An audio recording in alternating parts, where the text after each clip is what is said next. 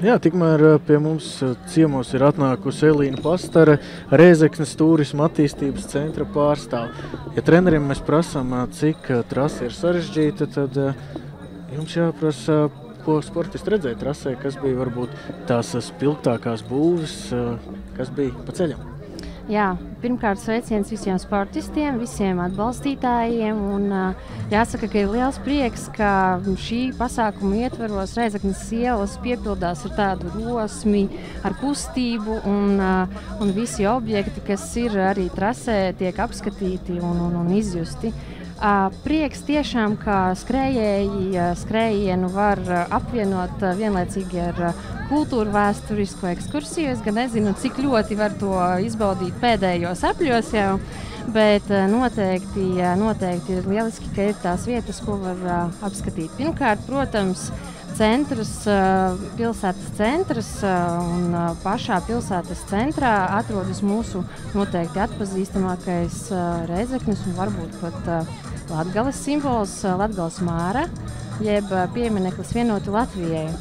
Un tad ir ļoti, ļoti liels prieks, ka šis skrējiens atrodas tādā kā centrā un Rēzeknes simbols tam ir visam pa vidu. Skrienot trasē var apskatīt pirmkārt gan vēsturiskā apbūve un arī modernās arhitektūras brīnumi, ar kuriem Rēzekne ir slavena. Pirmkārt, ja tas ir Gors, kurš ir ļoti tuvs. Šeit jau pieminēts šodien? Jā, tieši tā, un tas ir viens no mūsu brīnumiem, ko var apskatīt un kuru var apmeklēt, un varbūt var ieplānot kādu koncertu Rēzeknē pēc maratona.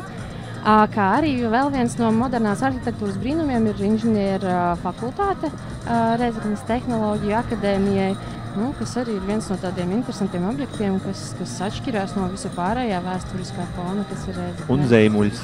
Zeimuļs, jā, protams, to es arī neaizmirstu, un tas savukārt, es domāju, ļoti interesants ir ģimenēm ar bērniem, un šodien arī strādājot, jo man darba vieta atrodas pie Zeimuļa, mums bija ļoti daudz māmiņu ar bērniem, kas saka, tētis šodien skrien, un ko mēs varam apskatīt. Un tad, protams, tas arī ir viens no objektiem. Un blakus Zeimuļam drupas.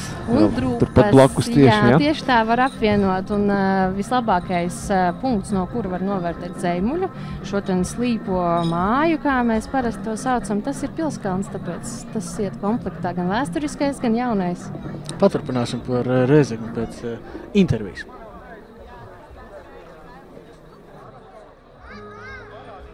Lieli sporta pasākumi, protams, notiek tad, ja ir daudz dalībnieku, ir daudz skatītāju, līdzjutēju, bet, protams, ir vajadzīgi arī brīvprātīgie, kas palīdz šajos pasākumos daudz un dažādiem darbiņiem, kas ir jādara. Un man blakus stāv brīvprātīgās, kuras pašas arī skrien jau 3. gadu. Mani sauc Emīlija Zeltiņa, un mēs esam no Rēzeknes valsts 1. gimnāzijas. Mani sauc Sandra Avdjanova. Mēs jau 4. gadu gan skrienam, gan brīvprātīgi palīdzam. Laiks šodien ir brīnišķīgs, cilvēku skaits ir palielinājies, tāpēc domāju, viss ir lieliski. Tad es kļūdījos, jūs jau 4 gadus jau un jau tad jūs varat jau vēsturiski teikt, kā jums izskatās, kā attīstās Big Bang skrien Latvijas posms Rēzeknē. Katru gadu tas kļūst arvien lielāks, ja pirmajā posmā pirmā reizē, kad notika šis pasākums, bija aptuveni 600 cilvēki, tad šajā gadā jau ir 3200. Un cerēsim, ka katru gadu skaits kļūs arvien lielāks. Es domāju, tie, kas ir skrējuši Rēzeknē, varēs skriet jebkur citur. Tāpēc, ka, kā zināms, Rēzekne ir viena no grūtākajām trasēm, tāpēc, brauciet uz Rēzekni. Un kā jūs, meitenes, sākāt kā brīvprātīgās vai sākāt skriet tajā pirmajā gadā? Pirmajā gadā mēs sākām skriet, jo mēs nodarbojamies ar vieglatlētiku un parādījās tāda iespēja piedalīties Rēzeknes pusmaratonā, kuru mēs vēlējāmies izmantot. Jā, mēs piekrītu. Un tad, ja jūs trenēties vieglatlētikā, tad tev ir kāda vieglatlētikas disciplīna, ko tu ārpus tādas parastas skriešanas dari? Jā, es nodarbojos ar soļošanu.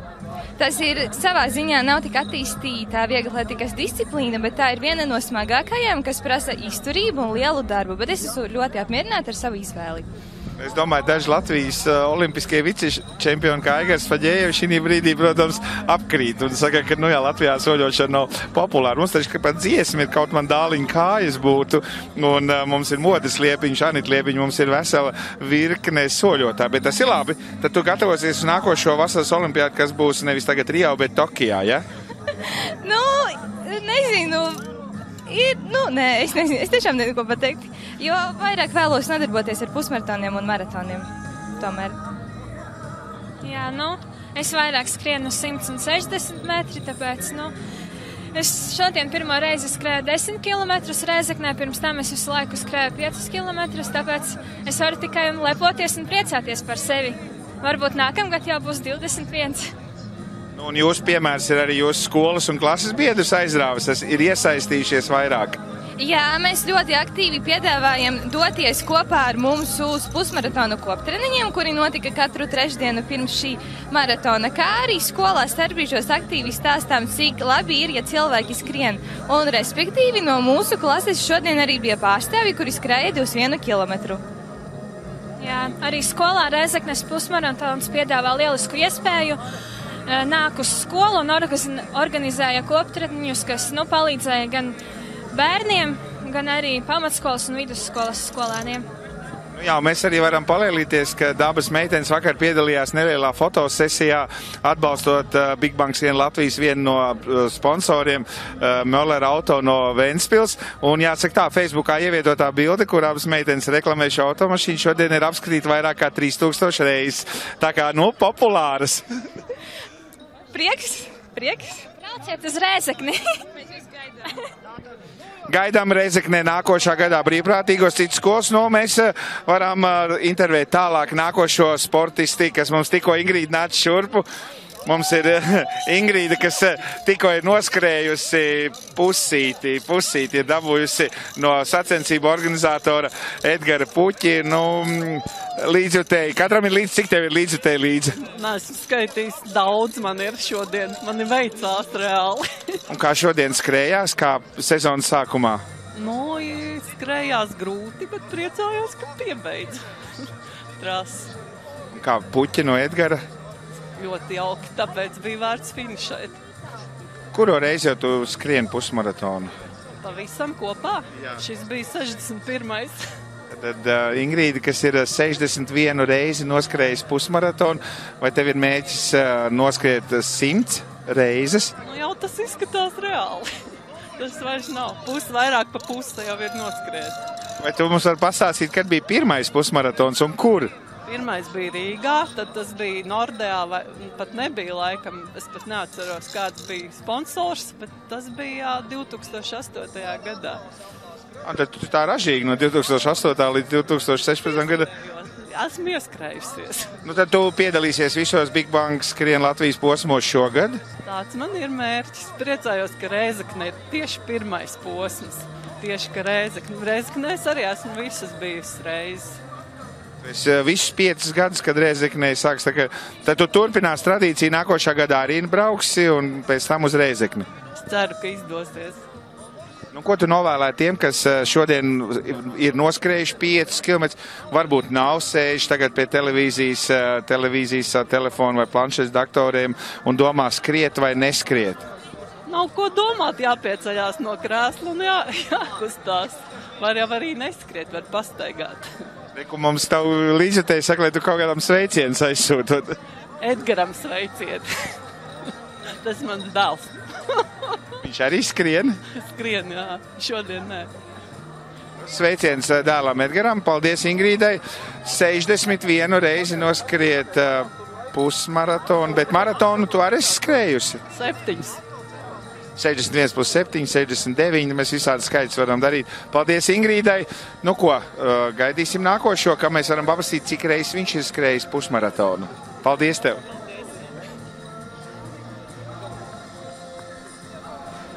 Labā noskaņojumā, Aigars. Es labāk sakot, nezinu, cik es pusmaratonus esmu noskrējis, bet maratonu 10, bet pusmaratonu varētu būt tikai pa dažiem vairāk. Bet man prieks, ka Aigars joprojām ir īsajā krekliņā, ļoti sportisks, jo viņš kustās.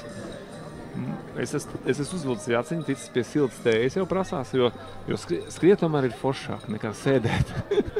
Tad ir silti, tad ir jauki. Redzam, ka sākusies arī apbalvošanas ceremonija, un tātad apbalvošana notiek dažādās vecuma grupās, 5 km distancē, 3 vīriešu vecuma grupas, 3 sieviešu grupas, 10 km distancē tiek apbalvotas 5 sieviešu vecuma grupas un 6 vīriešiem, un 21 km distancē 3 un 4 grupas. Jā, tātad ne tikai paši ātrākie absolūtajā vērtējumā, bet arī ātrākie katrs savā vecuma grupā, lai interesantāk. Jā, Elīna, varbūt tev pēdējais jautājums, kādi ir latgalieši? Sirsnīgi, draudzīgi, atvērti, pa īstam dzīvi.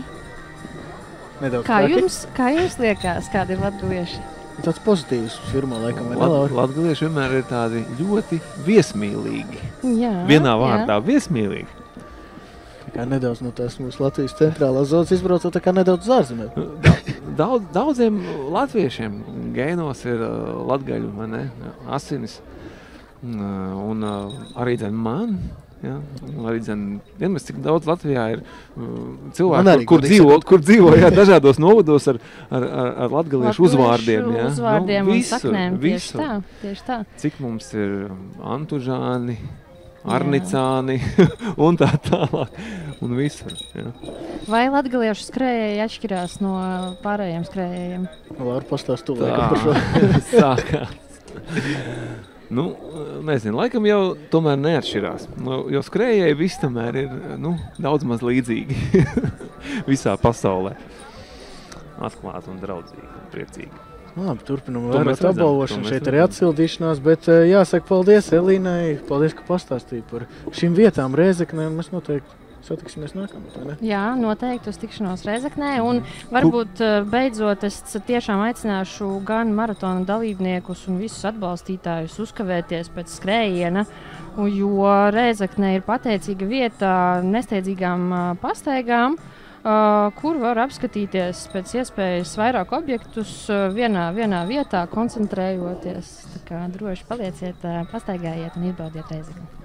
Paldies. Tiekamies tad nākamgad, un mēs gaidām nākamo vietu. Laikam jau tas būs Guntis Rasims. Tā izskatās. Viņš ir gatavs runāt, pastāstīt par to savu trāko ideju, apskriet visu Rēzeknes novadu.